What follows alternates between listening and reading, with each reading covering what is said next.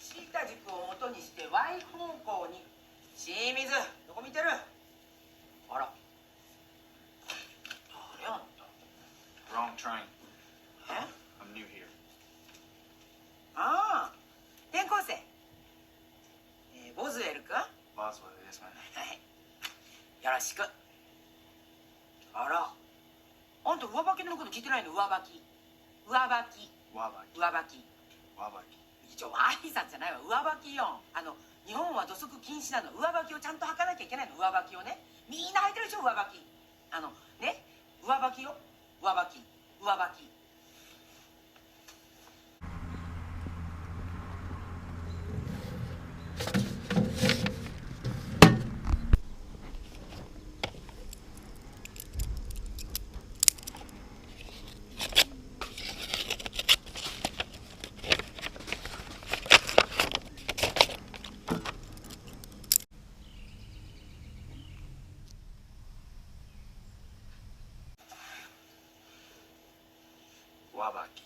Greetings guys, and thank you for tuning in to another episode of Saturday Stories. On this episode we talk about vanity plates and first cars. So in terms of vanity plates, let's start there. I am actually not really a fan of vanity plates, and you're gonna say, okay, well, you're not a fan of vanity plate, why did you just get one? Well, I don't know.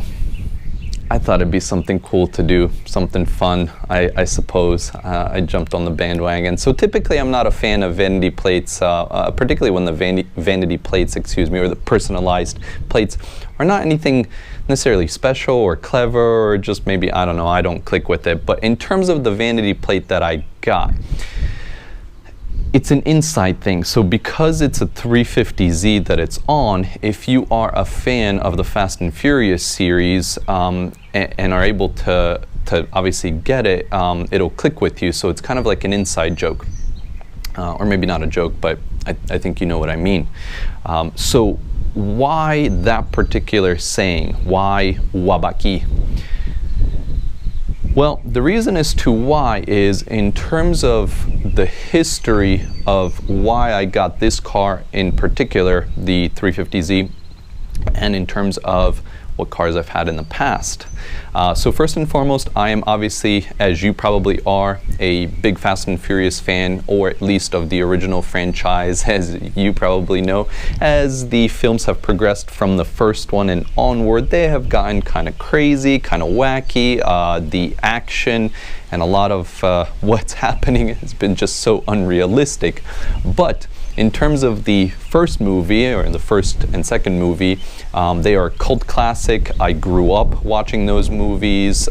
They had a lot to do with why I ended up getting into cars, or why I have an interest in cars. And I grew up with those movies in my early days, middle school, high school, and obviously when I was young and getting into cars and wanting to own my own automobile, my own vehicle, I would constantly be looking at the types of cars that were similar or featured in those movies. And eventually, when I was at the point where I could buy my own car, if you will, that was going to be my quote-unquote very first personal car, was just shortly after the Tokyo Drift movie had come out, and it kind of grabbed my interest quite a bit, obviously, into drifting and the drifting world, to the point where I can't even remember. At that point, I might have not even realized that, oh yeah, you need a rear-wheel drive vehicle in order to drift. So after I had seen that movie, I was purposely drawn to rear-wheel drive vehicles, and I ended up obviously falling in love with Nissans because they are the Mona Lisa of the drift world. And they have so many different options in terms of rear-wheel drive vehicles. You know, I would have loved to own an S chassis and or any of the cars that we all kind of drool over that now are astronomically pricey, or you can't own in the US, or you know, whatever the case may be.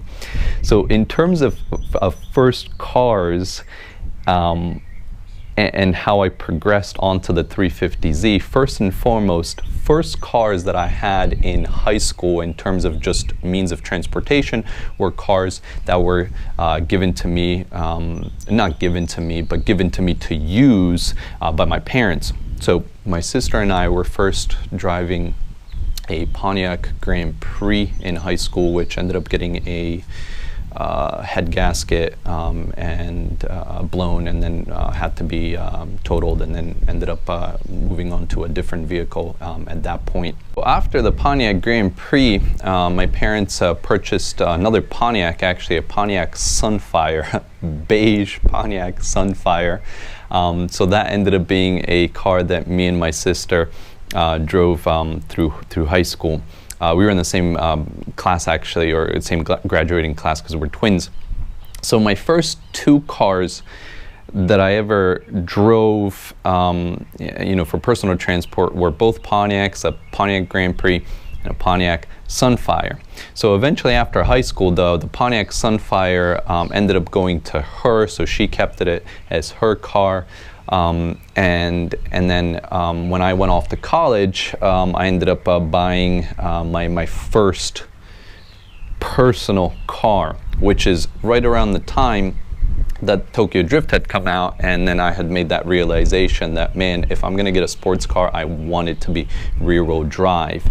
And the way it happened was I was shopping around for cars and keeping a lookout, and happened to be on vacation with my girlfriend at the time, wife now, down in Myrtle Beach, and I saw in a Lowe's parking lot a Z32, a Nissan 300 ZX Z32, for the first time in real life.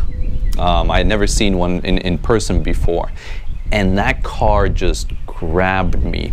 Something about how beautiful it is, the T-tops, the fact that it was a Nissan, the fact that it was rear-wheel drive, it just grabbed me. So I ended up actually searching around for a while for a Z32, and the first car that I purchased myself was a Z32. And my love of Nissan cars started, and it's never ended, and that's how eventually I moved on to the 350Z. Now, my Z32 was a terrible car, the one that I got.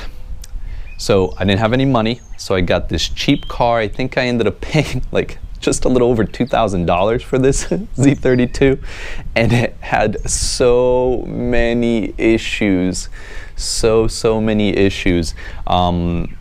It had a misfire that took me forever to figure out. It was a PTU unit. The electronics on the car were completely messed up. When I got it, it had no power to the headlights, no power to the tail lights. The wiring harness was all messed up.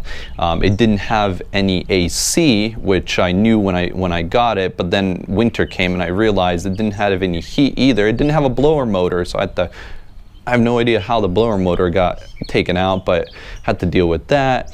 It had issues with the starter and the flywheel, so it wouldn't start all the time.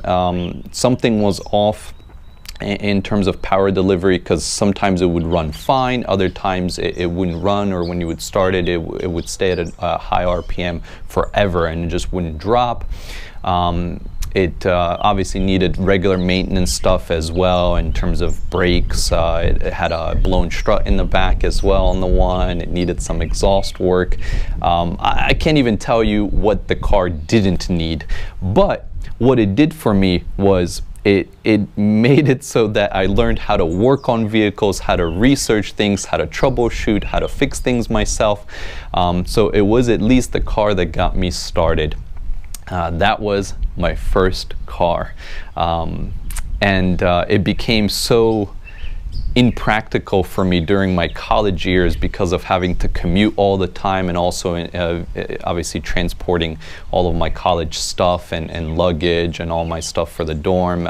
It was just a very impractical car, so unfortunately I had it for a little while, I think a couple of years, and I had to unfortunately get rid of it in order to get something more practical for me to actually commute back and forth with college and things of that nature. But in any case, that was my first car, and in order to give a little bit of a tribute to the Fast and Furious Tokyo Drift movie, that's where the Wabaki plate comes from. So it's got some sort of meaning to me. It's got some sort of, it's a special in terms of that. And then again, it's also an inside joke. So for people that see it and get it, it's cool. Also, obviously, it's appropriate for it to be on a 350Z because the 350Z was first basically featured in the Fast and Furious Tokyo Drift. It was not in one of the other movies. I'm not in any way, shape saying that Tokyo Drift is my favorite movie out of the series, although I do really like it. It is definitely up there for me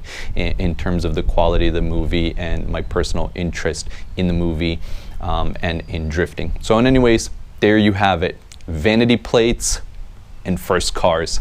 Hope you enjoyed this episode of Saturday Stories. I hope it was a good one. If you have any sort of questions, comments, as always, guys, please just drop a comment down below and I'll be sure to get back to you, and I'll see you in the next one.